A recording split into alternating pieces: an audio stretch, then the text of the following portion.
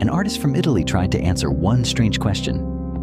What would happen if you held a tree for 14 years without letting go? He placed his hand against a tree to see whether nature would react to his touch. But since it was impossible to stand there forever, he replaced his hand with a replica and left it there. Surprisingly, over the years, the tree did not push the hand away. Instead, the opposite happened. The tree gradually swallowed it. By 2018, the bark had completely consumed the wrist area, making it look as if an actual human arm was growing directly out of the tree trunk.